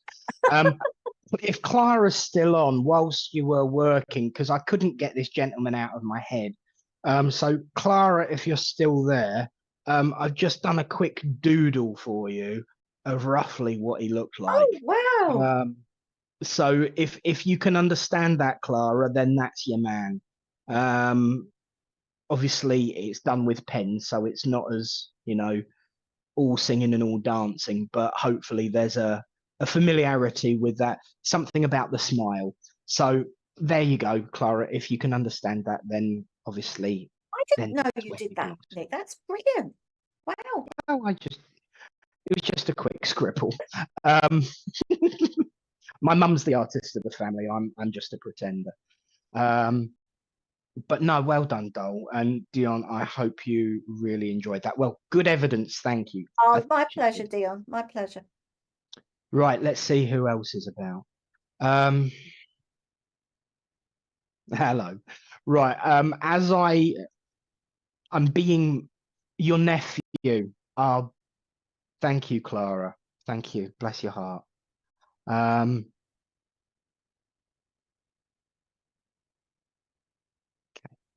I'm being looked after now. I've got this lady buzzing around, and she's already annoyed with me because my desk is untidy. I mean, I only had it a few weeks already. It's yes, but there's bits and pieces broken that fell off the wall today, so it's a bit like that. But she's the kind of person that would want to come running around and you know, mother me and look after me and tidy up after me as if I don't have that already. You know, and she's coming around and just buzzing around like a fly at the moment, just trying to, you could put that there and you could put that there. This lady was very much like this in her life. She was someone who was very engaged in helping people, looking after people, thank you. It wasn't that I wiped the backsides for them. I invested in people. People matter. And in particular, the person that she wants to speak to today would have been understanding of it being an investment rather than just because I could or should. This lady, as she comes, thank you, as she comes closer, I know she would have had problems with blood pressure in the heart because I can feel that flushing already. I do know that she was, you know, comfortably padded, and would have had her hair tied back, you know, because it was practical, but actually it still looked lovely no matter how she had it. It was as though she could instantly tidy it up with like a couple of grabs and a twist. Crikey, it takes me 2.5 hours just to brush what I have got. But she was very, very adept at customizing herself to the moment. And so it's like one moment she's this all-powerful public woman, and then the next she's grandmother in the kitchen. But it's like the jacket comes off and the apron goes on at the same time, and the hair's pulled back and into a ponytail, and it's like she's like Superwoman, and she would have been described as Superwoman, I feel, actually. I know she had a lot of heartache, and I don't feel that she lived as long as she should have done. I feel that she left before her time, as the old saying goes. When it comes to this lady, I know that she's a powerhouse and a matriarch, and I know that she's wanting to come and buzz round somebody else. But it's all about that this person needs to get themselves a little bit more organized as well. It's as though my desk represents their life. Tari Shakhtar, my mum was principal of school and she helped hundreds of people. She had a heart failure and diabetes, always had her hair done. Would you understand this jumping from one aspect to the next? It's like Superman whirling round in the phone booth, but instead it was like in the hallway or in an office or in a doorway, and it's almost like the bags down, the coats off, the aprons on, and boom. And I do feel it was to do with the heart that passed.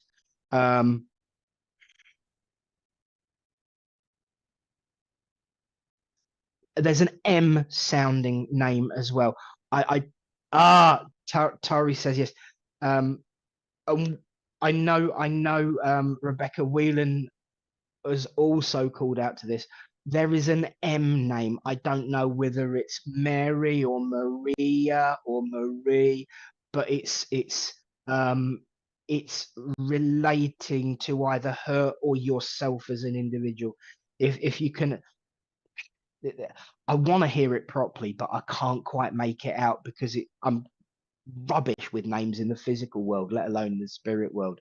But I have to admit, I do feel drawn to Tari as soon as I saw because would you understand that your hair in your emoji is similar to how she would have had hers when she was kind of in that transitional stage from strict formal to I'm home, no M.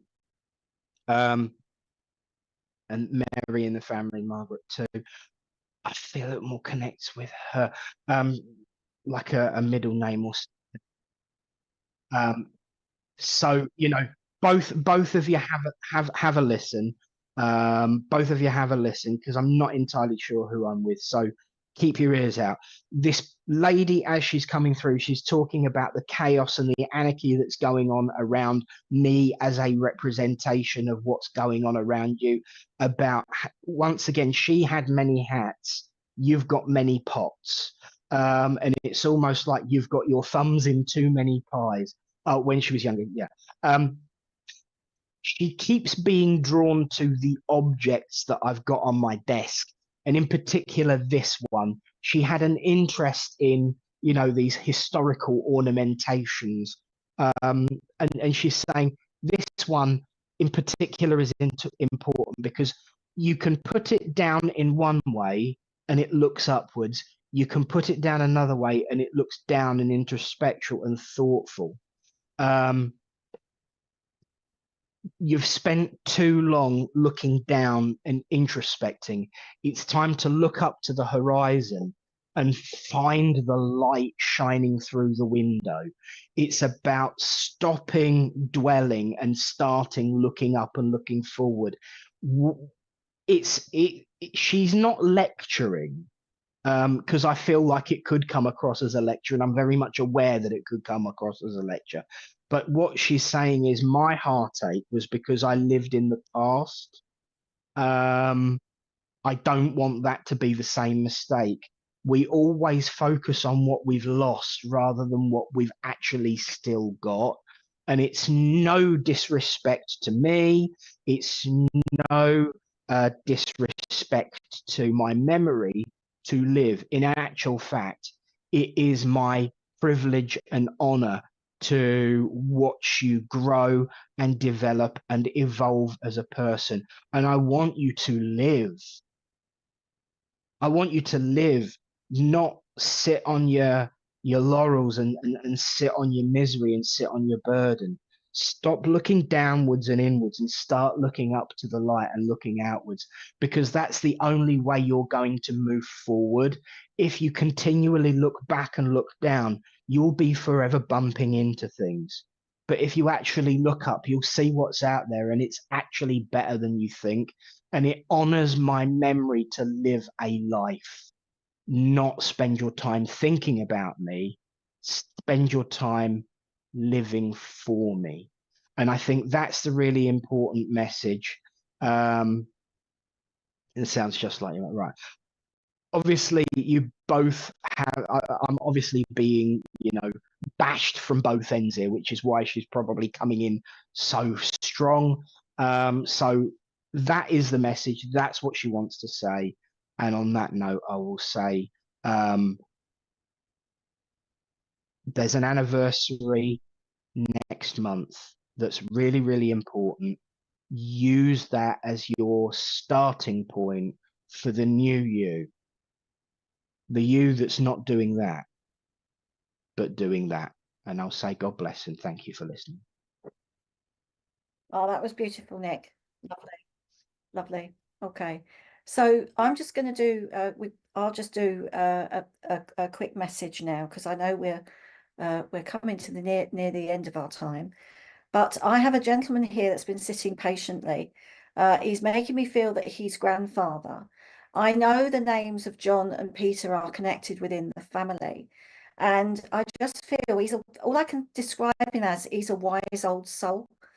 And he would listen, and he would come out with little sayings. And he's just really, really a lovely guy. And I do feel that there are army connections with him. And he did like to sort of tell a story. He's making me feel here that I'm not sure if it was him, but I'm hearing throat cancer. But I also feel he had some issues with his heart.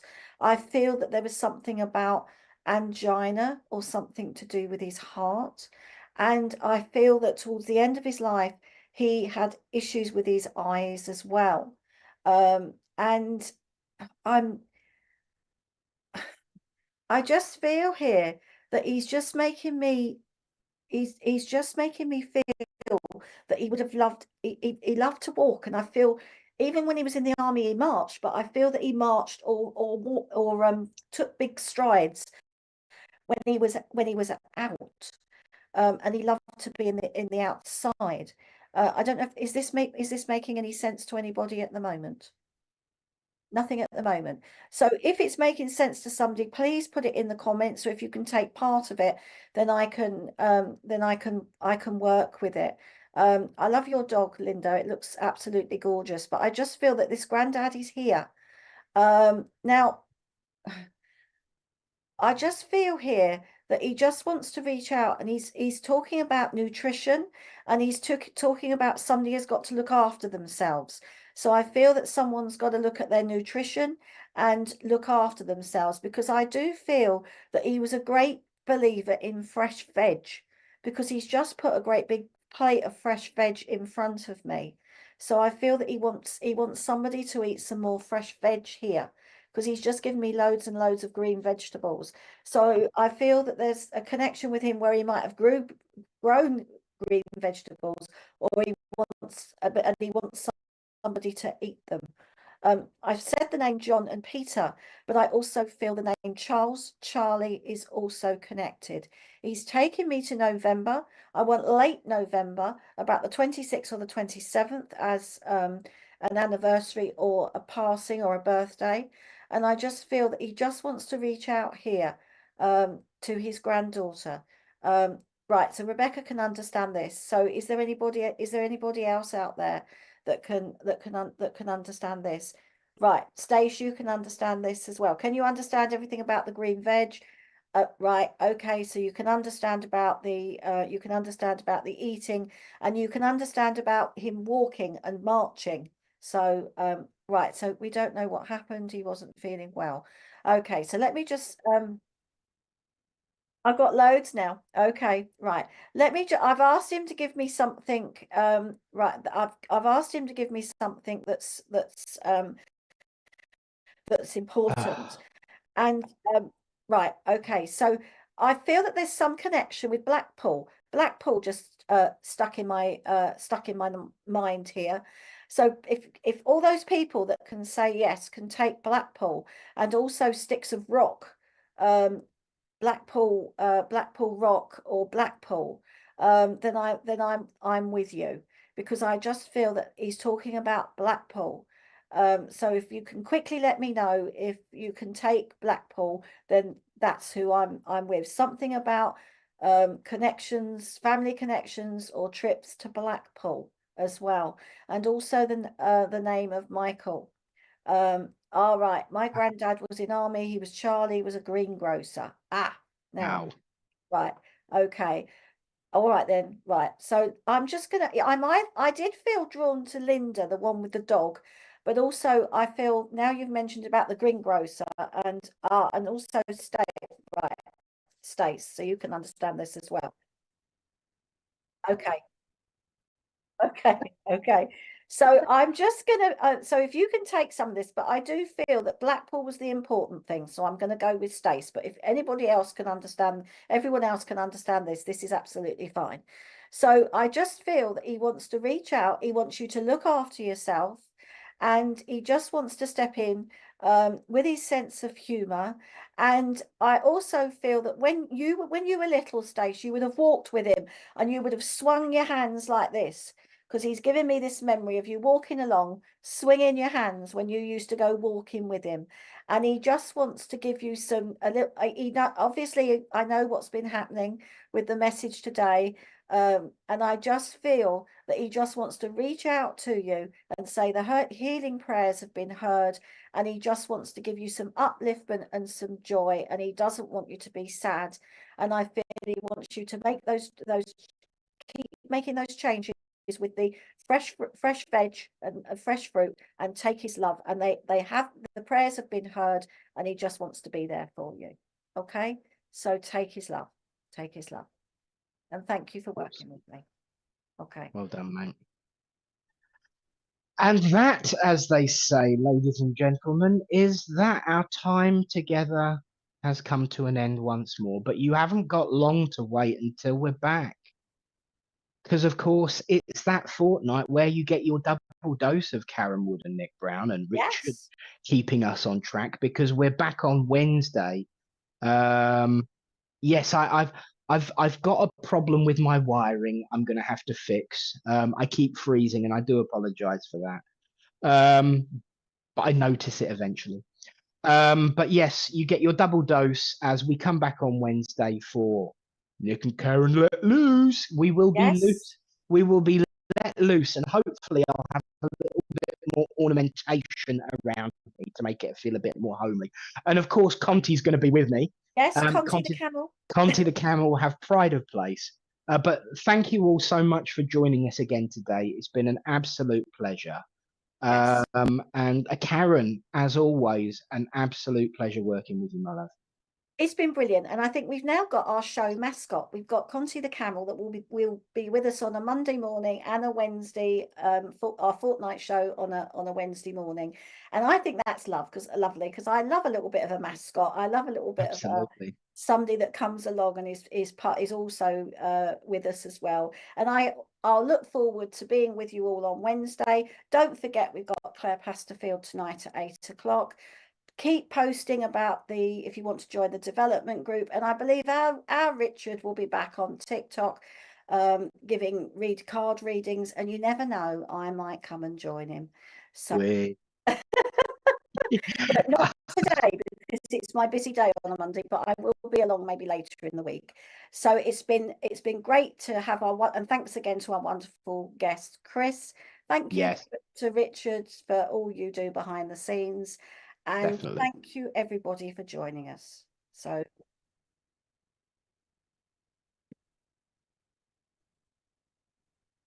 Yes, and a reminder, please, on behalf of Stace, please keep sending the healing to her and her family, and Orin, her partner Orin, and his family, and her family too. They will be affected.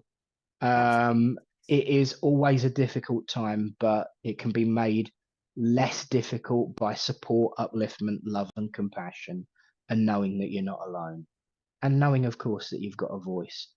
Stace, you've been heard. Please, everyone, keep that healing going. absolutely. But for now, yes. And my mother has just reminded me that Conti arrived being smuggled in a plain toilet. But that's a story for another day. Be uplifted, be Absolutely. in love, and be of healing. God bless, and see you all on Wednesday. Bye everybody. Bye.